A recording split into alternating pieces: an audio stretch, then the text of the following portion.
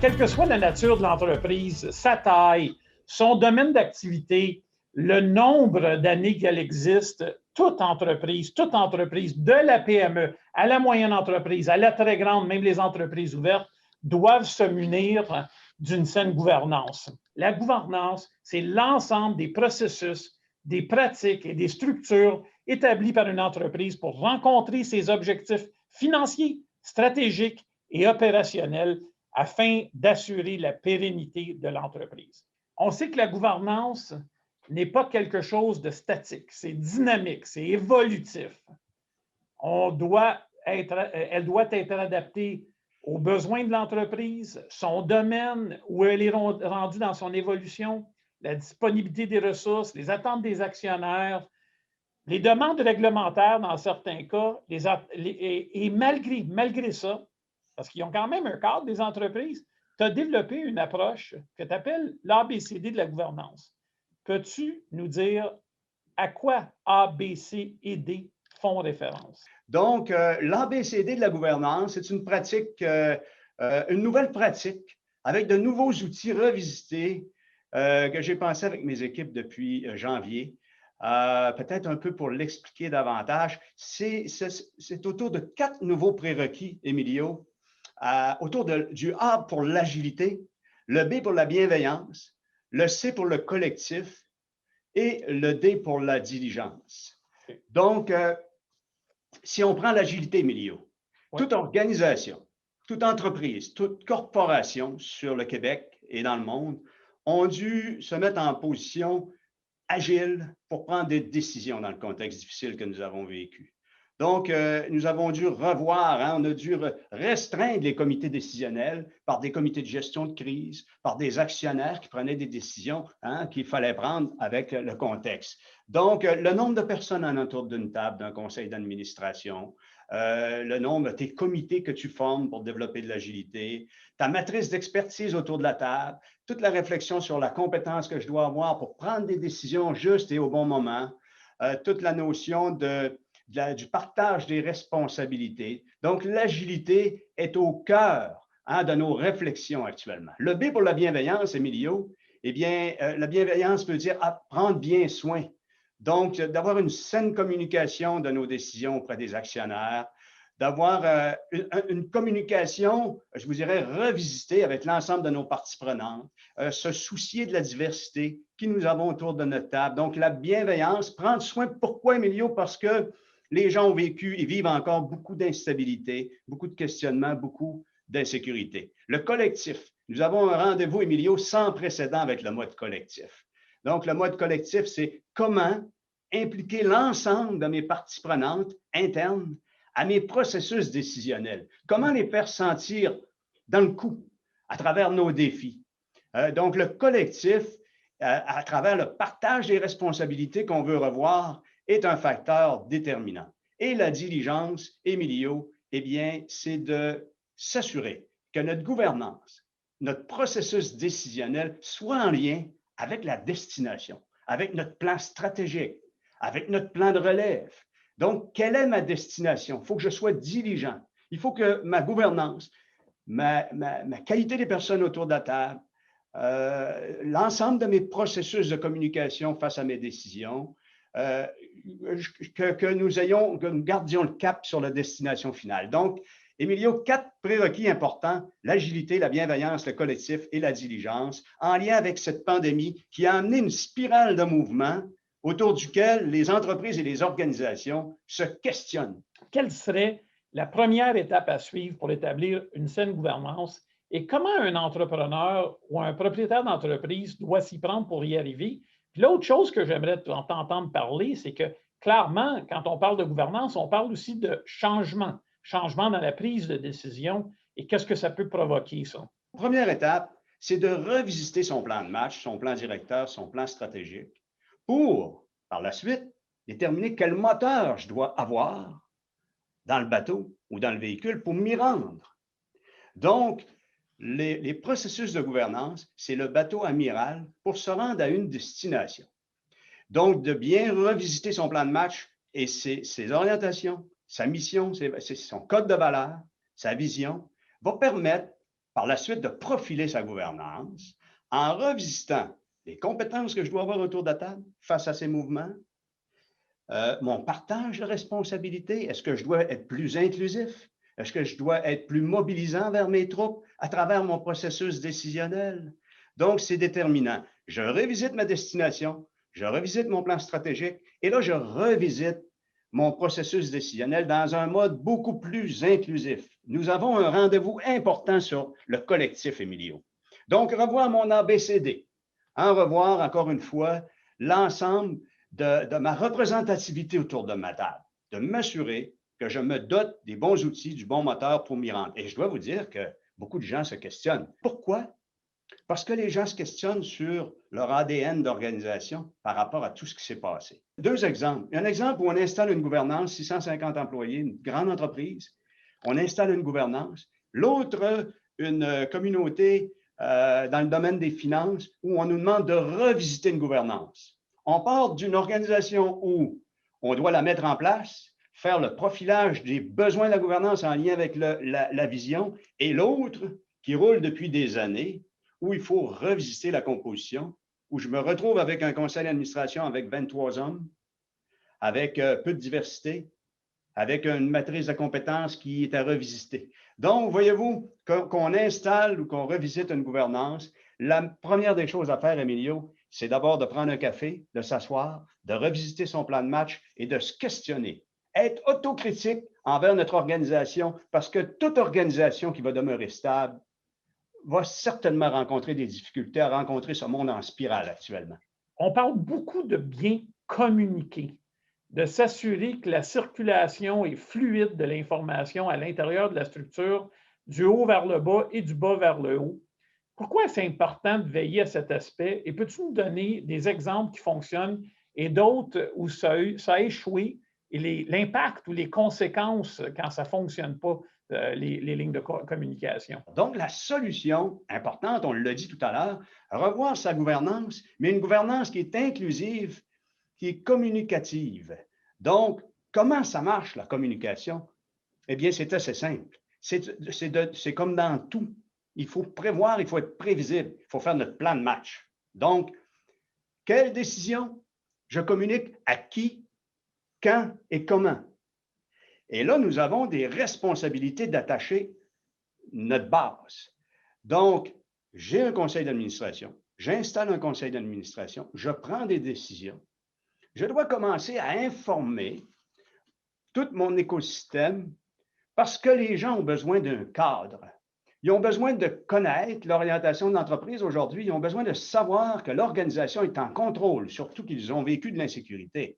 Donc, toute organisation qui installera une saine gouvernance et un bon plan de communication, à l'intérieur duquel on détermine le nouveau public cible, on détermine les sujets importants à diffuser à qui et quand, et qu'on détermine surtout, Emilio, le rythme de communication qu'il faut y donner.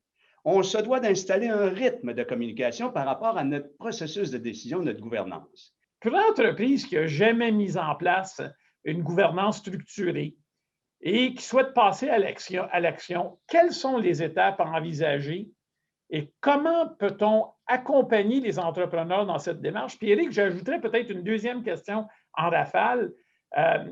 Il est même possible que certains entrepreneurs qui sont à l'écoute se demandent s'ils ont réellement besoin de se doter de mécanismes de gouvernance au sein de leur entreprise. Peut-être que ça s'applique plus à d'autres, les entreprises ouvertes, les émetteurs assujettis, les OBNL, des départements du gouvernement comme, je ne sais pas moi, la Régie des loteries puis la SAQ, mais pas pour eux autres. Comment tu réagis à ça? La gouvernance doit s'installer tout d'abord entre deux personnes. La gouvernance, c'est un mécanisme de partage de décision, de responsabilité.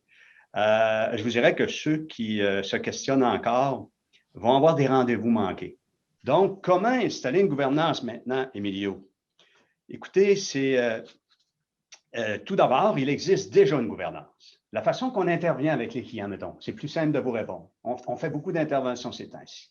On travaille avec les gens à faire un audit du processus de décision actuel. On a des beaux outils qui sont très bien vulgarisés, très simples. Donc, on supporte l'entreprise à faire le portrait, leur processus de décision actuel. Donc, comment je prends mes décisions? Mon partage des rôles et responsabilités est-il adéquat? Et là, on parle de PME, hein, parce que ta deuxième partie de question était à l'effet de savoir si si les gens se questionnaient si c'était important ou non. Donc, on fait le portrait de comment nous prenons nos décisions. Et une chose certaine, il est certain qu'il y a une Stéphanie dans la boîte, un Sébastien dans la boîte qui est intéressé à prendre du leadership dans l'organisation. Donc, il est important pour les entreprises, et là, je reviens dans l'ensemble, la moyenne des organisations, à faire un audit des pratiques actuelles de gouvernance, voir comment on prend nos décisions actuellement, au niveau de notre agilité, on a parlé tout à l'heure, est-ce que je suis agile? Notre bienveillance, est-ce que je suis bienveillant? Mes pratiques de communication, est-ce que j'ai une matrice de compétences autour de la table? Qui est autour de ma table? Souvent, on a vu des réflexes où il y avait beaucoup, comme on l'a mentionné tout à l'heure, des gens plus dans le cadre financier pour sécuriser. Autrefois, c'était beaucoup la notion qui était à sécuriser, la notion financière. Maintenant, vous l'avez dit tout à l'heure, les gens vont être portés à ajouter des éléments autour de la table, à vouloir ajouter des éléments, des plus jeunes ou des gens plus, je vous dirais, habiles au niveau des communications, au niveau des ressources humaines, au niveau des technologies.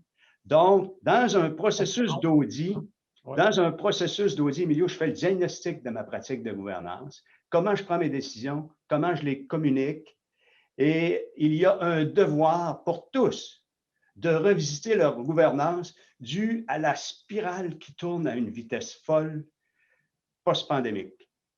Donc, toute organisation qui va rester statique va avoir un recul, un retard sur l'évolution des marchés, l'évolution des réflexes des clients, l'attente des clients qui est beaucoup plus, je vous dirais, sélective qu'autrefois, le talent qui a des attentes différentes. La pandémie a installé les gens face à une culture d'attente.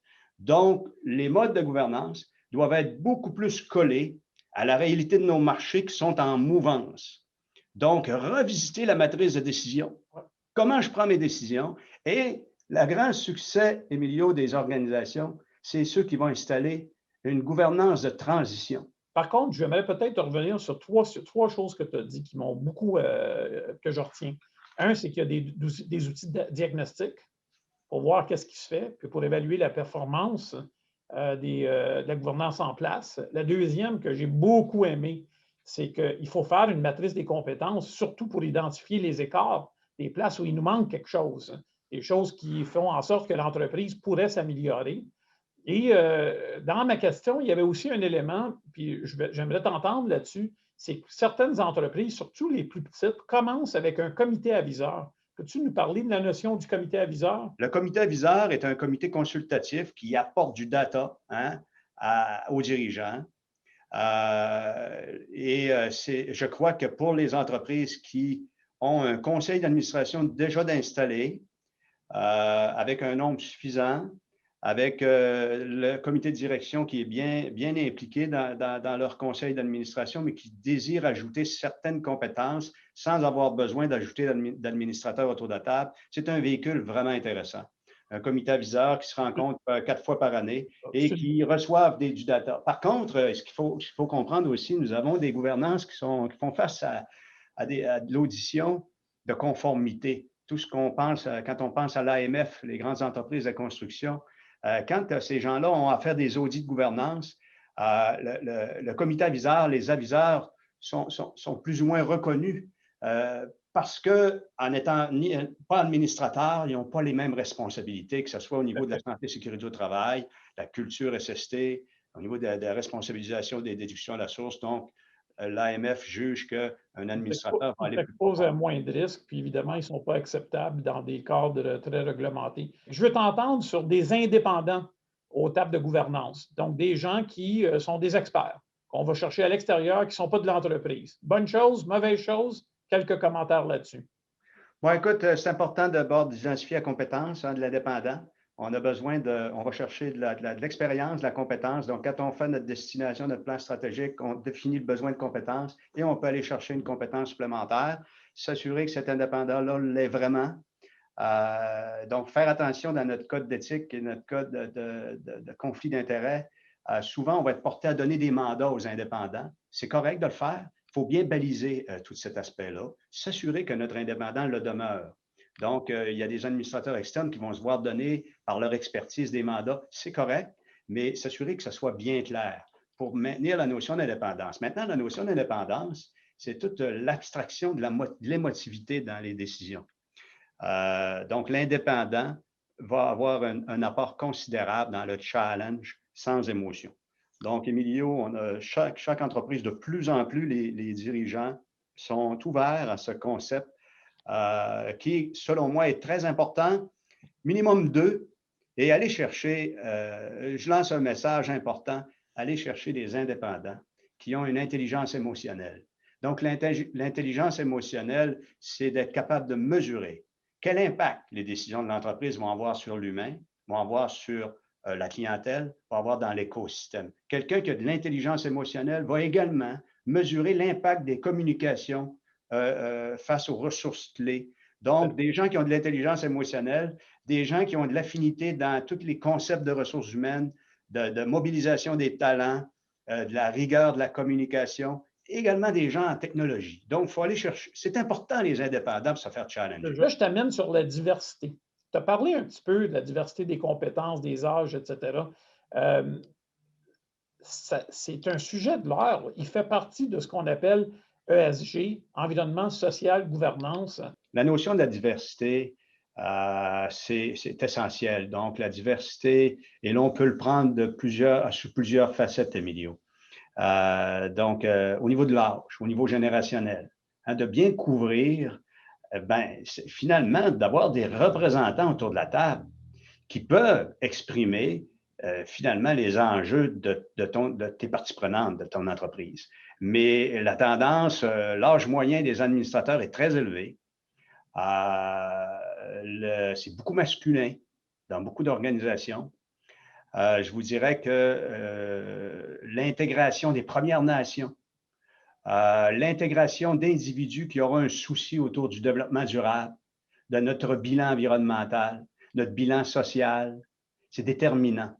Donc, la diversité culturelle, la diversité des sexes, la diversité en âge. Dans la dernière année, la grande majorité des entreprises ont eu des défis à relever et souvent, il y a un coût relié au changement, évidemment. À ta connaissance, est-ce que les organisations peuvent recevoir de l'aide gouvernementale pour revoir leur gouvernance? Il existe beaucoup de programmes, Emilio, pour épauler les changements des modèles d'affaires, les changements des plans des organisations. Donc, une corporation, une entreprise peut facilement aller chercher une subvention d'au moins 50% des coûts de ressources comme nous qui peuvent les supporter dans une démarche. Je retiens qu'il y a possibilité d'aller chercher jusqu'à 50% des argents, mais que de toute façon, ce n'est pas vraiment un choix. À quelque part, il faut passer à travers le processus. Je vais amener peut-être juste un conseil, une conclusion à tous ceux qui nous écoutent, fondée sur mes expériences personnelles à toutes sortes de tables sur une très longue période de temps, des tables de gouvernance. C'est assez simple. Il y a une règle qui tient la route. La règle, c'est nose in, hands out. On met notre nez au conseil d'administration dans les affaires de la société, mais on ne met pas nos mains dans les affaires de la société. Les mains, ça appartient à la direction, à l'exécutif pour la mise en place des stratégies.